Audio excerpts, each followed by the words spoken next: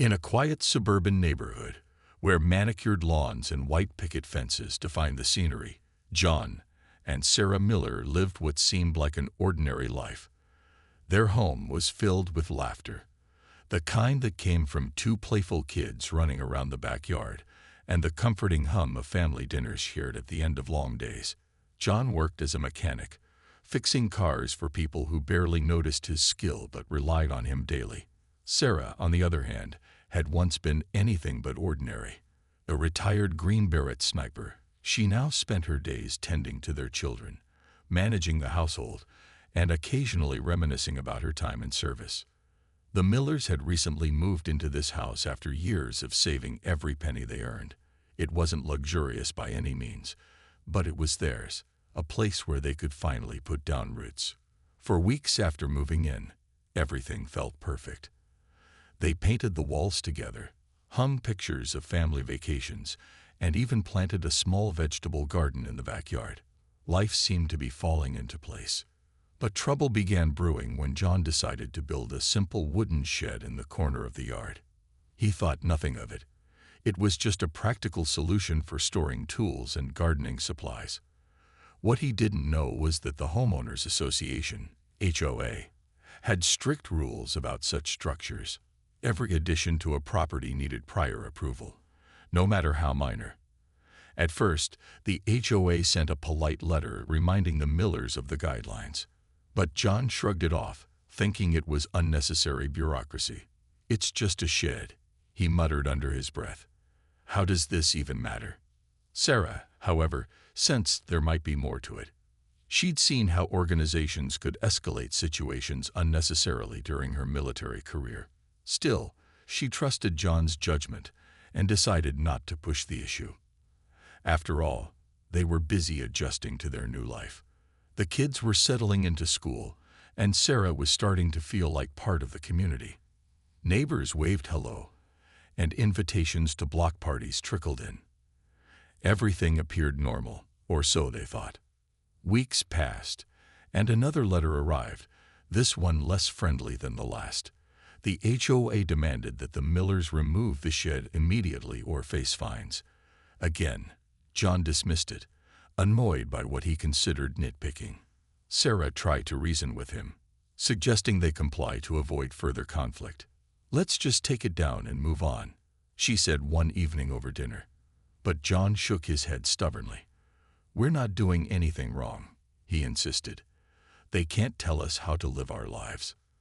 Unbeknownst to them, the HOA wasn't backing down.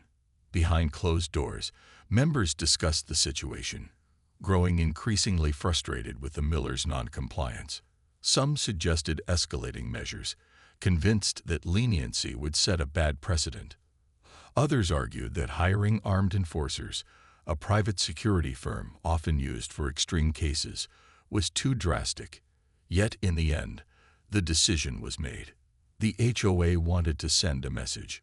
Rules were rules, and no one was above them. As dusk fell on a cool autumn evening, the Millers sat inside, unaware of the storm heading their way. Little did they know, their peaceful suburban life was about to be turned upside down, and Sarah's past as a soldier would soon become impossible to ignore. The letters kept coming, each one more aggressive than the last. At first, they were polite reminders, almost apologetic in tone, as if the HOA was trying to gently nudge the Millers into compliance. But when John and Sarah ignored them, the tone shifted. The words became sharper, the demands firmer. "Remove the shed immediately or face legal consequences," read one letter. Another warned of fines that would accumulate daily until the structure was gone. Still, John refused to budge. He saw it as a matter of principle. "They can't control every little thing we do," he grumbled to Sarah one night. "If we give in now, what's next? Are they going to tell us how many flowers we can plant?" Sarah wasn't so sure. She had seen how quickly small conflicts could spiral out of control during her time in the military. People didn't always act rationally when pride or power was involved.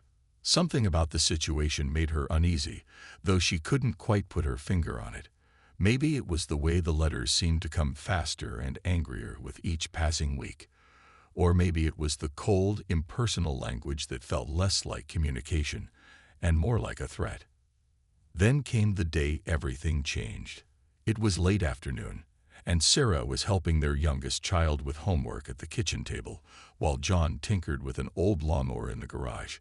The kids were playing outside, laughing as they chased each other around the yard. The neighborhood was quiet, too quiet, in hindsight. That's when they heard it. The crunch of tires on gravel, followed by the slam of car doors. John stepped out of the garage to investigate, wiping grease-stained hands on a rag. What he saw made his stomach drop. 3 large SUVs were parked along the curb, their dark-tinted windows glinting ominously in the fading sunlight. Men dressed in tactical gear, bulletproof vests, helmets, and sunglasses, emerged from the vehicles, moving with practiced precision. They carried weapons slung across their chests, and their expressions were unreadable behind mirrored lenses. "Can I help you?" John called out, his voice wavering slightly despite his attempt to sound confident. One of the men stepped forward, holding up a piece of paper. "We're here on behalf of the Homeowners Association," he announced loudly enough for the entire street to hear. "You've been served an eviction notice. You have 10 minutes to vacate the premises." John froze, stunned. Eviction. Over a shed. It sounded absurd, but the men weren't joking. Neighbors began peeking through curtains, curious and alarmed by the commotion. Some even ventured onto their porches, whispering among themselves. The kids stopped playing and ran to Sarah, sensing something was wrong. She appeared in the doorway moments later, her sharp eyes scanning the scene before landing on the armed enforcers. "What is the meaning of this?" she demanded, her voice steady and commanding. The lead enforcer repeated his statement, unfazed by her presence.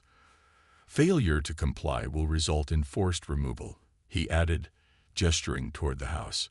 Sarah clenched her fists, her mind racing. This wasn't just about a shed anymore.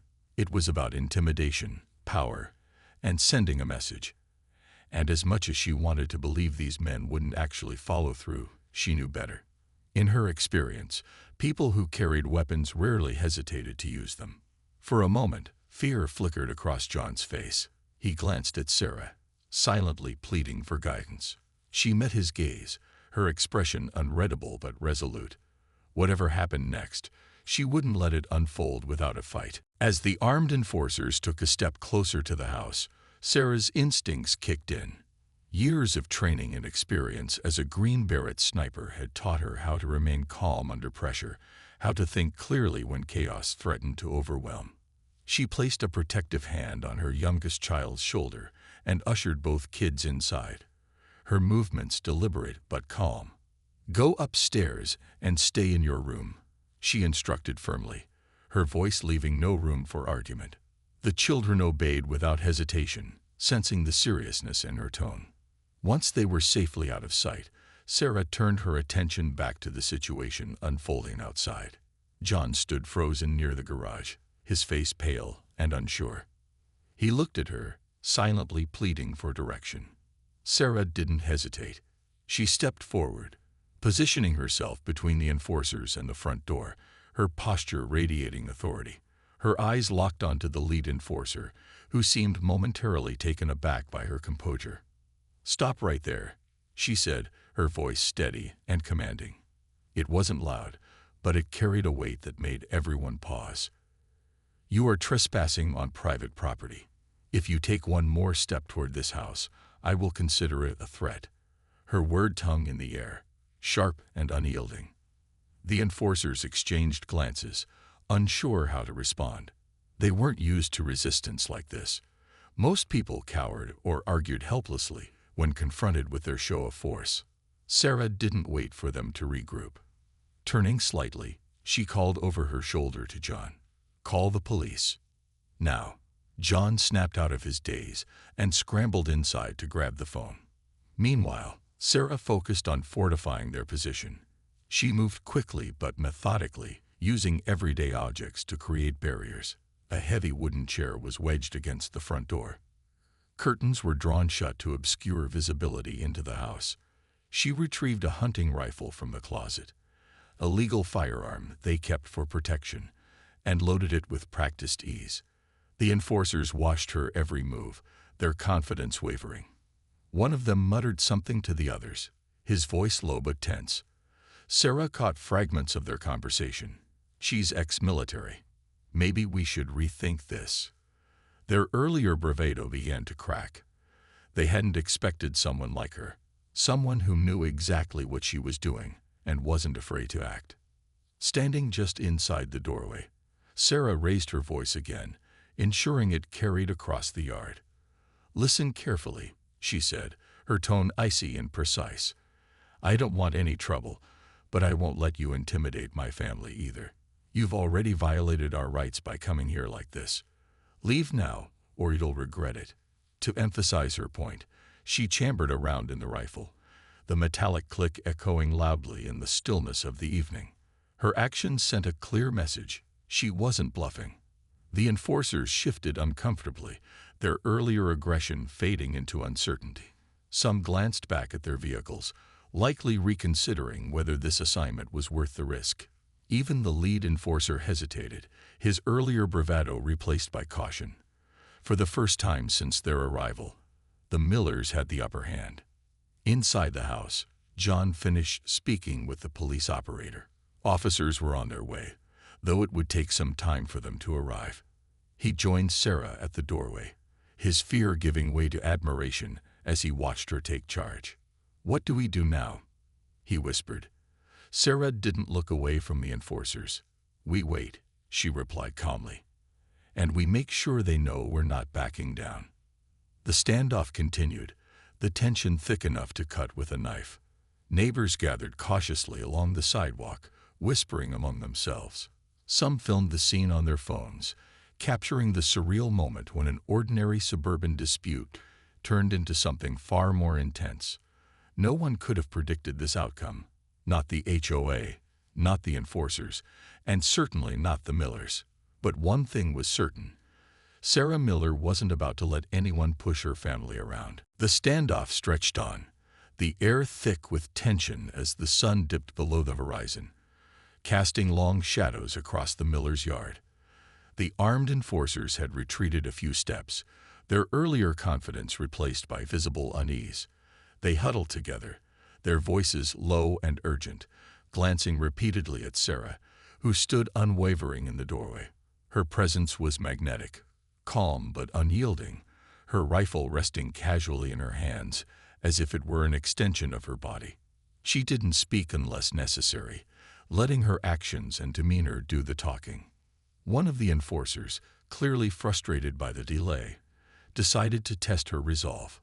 He raised his weapon slightly, aiming it toward the ground near the edge of the property, and fired a single shot into the dirt. The sharp crack of the gunshot shattered the quiet evening, startling neighbors who had gathered to watch the scene unfold. Birds scattered from nearby trees, and even John flinched, his heart pounding in his chest. But Sarah didn't move, not a muscle. She simply narrowed her eyes, her grip tightening ever so slightly on the rifle. "You really shouldn't have done that," she said, her voice cold and steady, cutting through the sudden silence that followed the gunshot. Without hesitation, she lifted her own rifle, took aim, and fired a single round. The bullet struck the ground mere inches from the enforcer's boot, kicking up a small cloud of dust. The precision of her shot left no room for doubt. She could have hit him if she'd wanted to. The man froze, his face pale beneath his helmet, as he realized just how outmatched he was. For a moment, everything seemed to stop. The other enforcers stared at Sarah in stunned silence, their weapons suddenly feeling less intimidating in their hands. Even the neighbors watching from a distance gasped audibly, some covering their mouths in disbelief. Word spread quickly among them. "She's ex-military, a sniper." Whispers turned into murmurs, then into outright awe as people began to piece together the story. Who was this woman? How had the HOA underestimated her so badly? Inside the house, John couldn't help but feel a mix of pride and disbelief. He'd always known Sarah was strong, capable, and fiercely protective of their family. But seeing her in action like this was something else entirely. She wasn't just standing up to these men. She was dismantling their authority with every calculated move. His fear melted away, replaced by admiration for his wife and determination to support her however he could. The enforcers, now visibly shaken, regrouped once more. Their leader barked orders, though his voice lacked its earlier certainty. "We need to reassess," he muttered to his team, his eyes darting nervously toward Sarah. One of the men pulled out a phone, likely calling whoever had hired them to report the situation. From the snippets of conversation Sarah overheard, it was clear they were reconsidering their approach. Whatever bravado they'd brought with them was gone, replaced by uncertainty and fear. Meanwhile, the growing crowd of neighbors added another layer of pressure. Some recorded videos, while others shouted encouragement to the Millers. "You tell 'em, Sarah," one man yelled from across the street. Another neighbor held up a sign reading, "HOA Joey's too far." The community, which had largely kept to itself before, was now rallying behind the Millers. The enforcers must have felt the weight of those stares, knowing they were being watched and judged, not just by the family they'd come to intimidate, but by the entire neighborhood. As the minutes ticked by, the enforcers grew increasingly restless.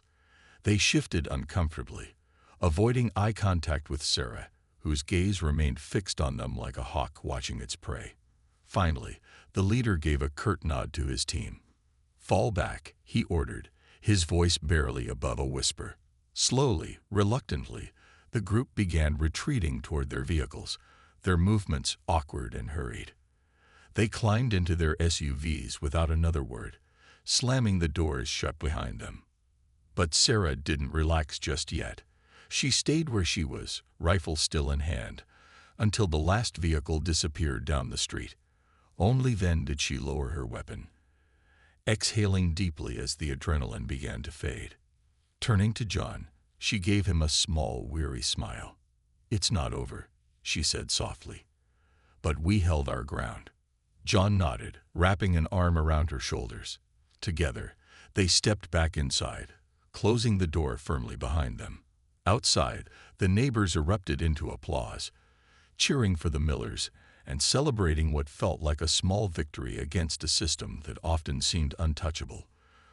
For now, the immediate threat was gone, but both Sarah and John knew the fight was far from finished. The sound of sirens grew louder as police cars turned onto the Millers' street, their flashing red and blue lights cutting through the evening darkness. By the time the officers arrived, the enforcers' SUVs were long gone, leaving behind only tire marks and a stunned neighborhood. The crowd of neighbors lingered, buzzing with excitement and disbelief over what they had just witnessed. Some clapped for Sarah and John as the officers stepped out of their vehicles, while others whispered theories about how an ordinary suburban dispute had escalated so dramatically. Sarah and John met the police outside, their expressions calm but weary. They explained the situation clearly and concisely, showing the officers the stack of increasingly aggressive letters from the HOA and describing the armed enforcers' attempt to evict them. John's hands trembled slightly as he recounted the events, but Sarah remained steady, her military training evident in her composed demeanor. She pointed out the bullet hole in the ground near the property line as proof of the intimidation tactics used against them. "They fired first," she said firmly, meeting the officer's eyes without flinching. "I responded to protect my family." The officers listened intently, jotting notes and inspecting the scene. One of them knelt by the bullet mark, examining it closely before standing up to address the couple. "This isn't standard procedure for an HOA dispute," he admitted, shaking his head. "We'll need to investigate further, but based on what you've told us, this could be considered trespassing and harassment at the very least." He assured them that a report would be filed and promised to follow up once more information was gathered. Word of the incident spread quickly beyond the neighborhood. A local news crew arrived within the hour, drawn by social media posts and videos shared by neighbors who had witnessed the standoff. Microphones and cameras surrounded the Millers' front yard as reporters tried to get statements from anyone willing to talk. Neighbors eagerly recounted the story, painting Sarah as a hero who had stood up to corporate overreach. She didn't back down, one woman said proudly. Not many people would have handled it the way she did. Sarah, however, wasn't interested in fame or attention. When reporters approached her, she politely declined to comment, citing the ongoing investigation. Instead, she focused on ensuring her family's safety and preparing for the legal battle ahead. Inside the house, she and John sat at the kitchen table, poring over documents related to the HOA's rules and regulations. They knew they needed to build a strong case to prevent something like this from happening again, not just for themselves but for their neighbors as well. Lawyers soon reached out, offering pro bono services after hearing about the incident. One attorney, specializing in property rights and homeowner disputes, called the Millers personally. "What happened here is unacceptable," she told them during their initial conversation. "You have every right to defend your home, and I want to help you hold the HOA accountable." She outlined potential charges that could be brought against the association, including unlawful eviction attempts and hiring armed personnel without proper authorization. As the days passed, public opinion turned sharply against the HOA. Local newspapers published editorials criticizing the organization's heavy-handed tactics, while online forums lit up with discussions about homeowners' rights. People began sharing similar stories of HOAs enforcing trivial rules with disproportionate consequences. Sarah became a symbol of resistance, inspiring others to push back against unfair practices. Even strangers sent messages of support, thanking her for standing her ground and reminding everyone that no one should tolerate bullying, even from those claiming authority. Despite the growing support, Sarah kept things in perspective.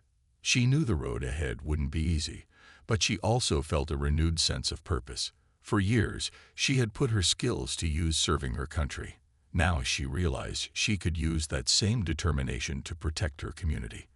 As she tucked her children into bed one night, she kissed their foreheads and whispered, "We're going to make sure this never happens to another family." It was a promise. To them, to herself, and to everyone watching. The legal battle that followed became a whirlwind of hearings, depositions, and media attention. Lawyers representing both sides clashed in courtrooms packed with spectators eager to see how the case would unfold. On one side stood the HOA, scrambling to defend its actions while attempting to downplay the severity of sending armed enforcers to someone's home over a minor rule violation. On the other side were the Millers, backed by their attorney, who argued passionately that the HOA had grossly overstepped its bounds and violated basic human rights. Sarah attended every hearing, her presence commanding respect even in such formal settings. Dressed simply but impeccably, she sat beside John with quiet confidence, rarely speaking unless called upon. When she did speak, however, her words carried weight. During one particularly pivotal moment, the judge asked her directly why she had responded so forcefully to the enforcer's arrival. Without hesitation, Sarah replied, "Your Honor, I acted not out of aggression, but out of necessity. These men came onto my property uninvited, armed and threatening to remove my family from our home, all because of a shed. As a mother and a former soldier, I couldn't stand by and let that happen without doing everything in my power to protect us."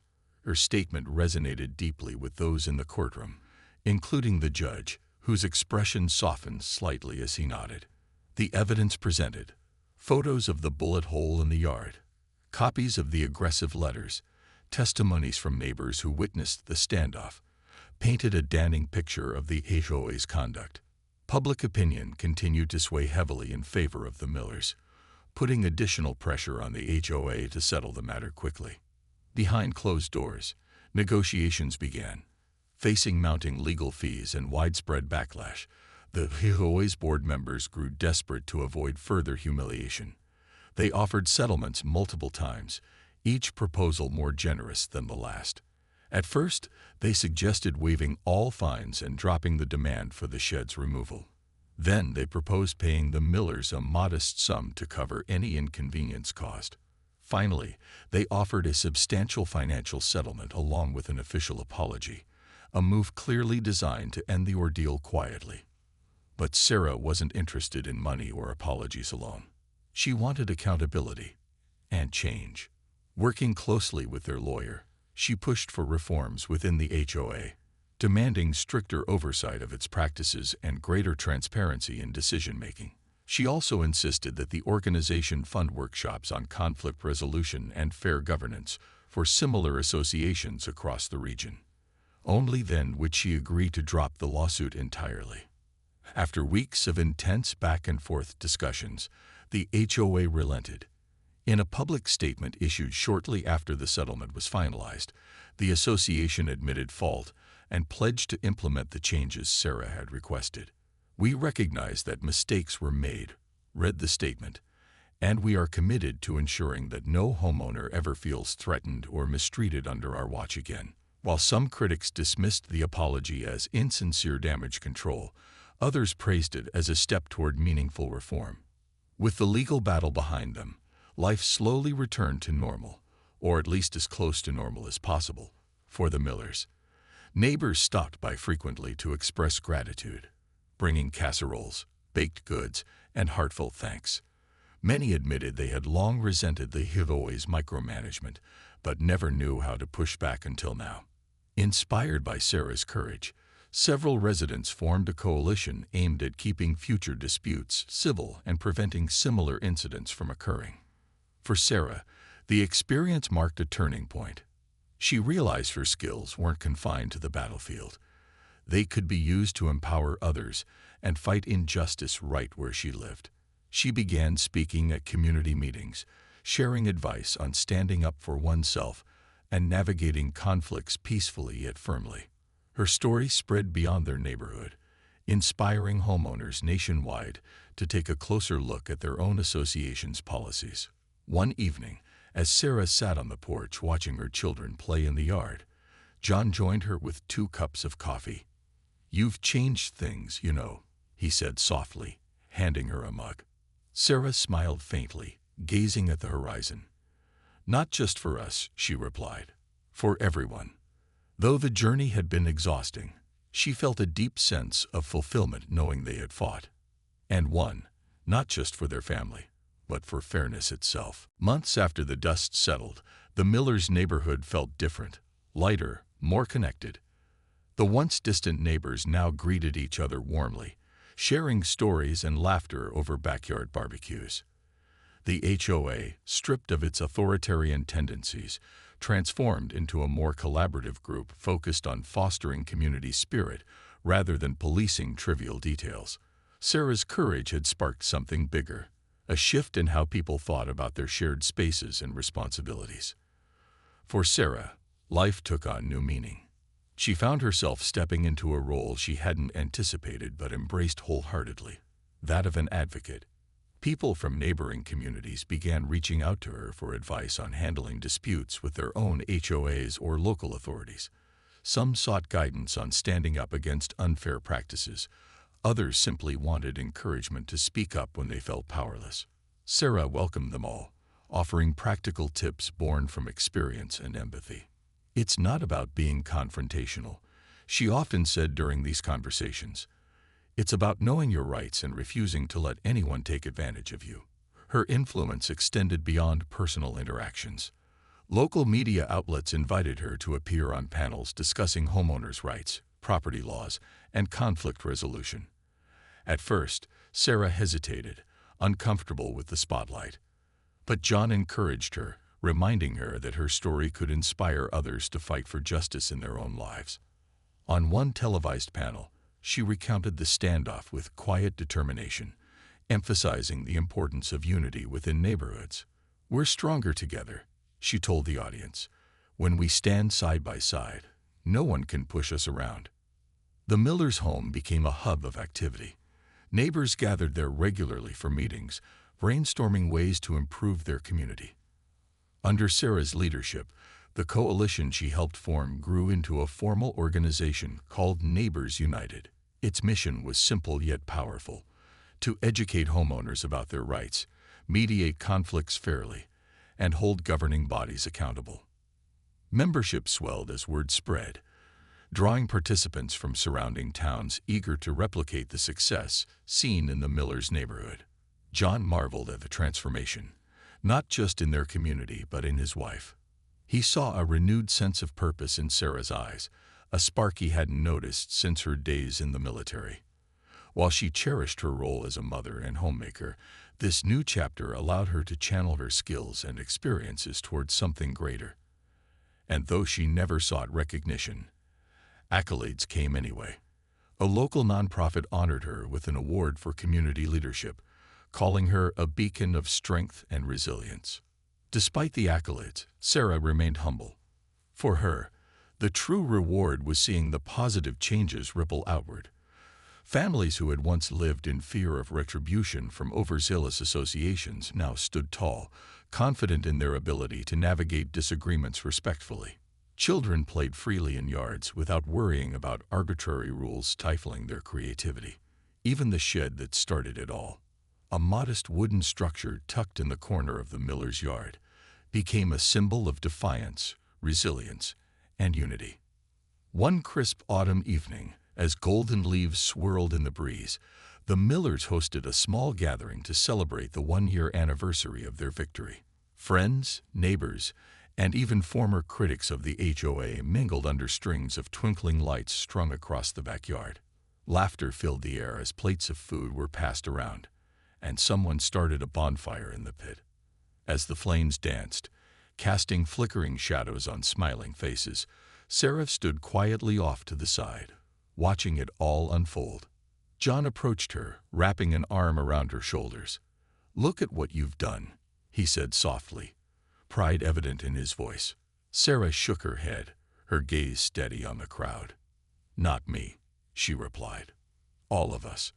This is what happens when people come together and refuse to back down." Her words hung in the cool night air, resonating deeply with everyone present. In that moment, surrounded by the love and support of her family and community, Sarah realized something profound. Strength wasn't just about standing alone. It was about lifting others up so they could stand alongside you. The journey had been long and challenging, but it had brought them closer than ever before. Together, they had proven that ordinary people could rise to face extraordinary challenges and emerge stronger on the other side.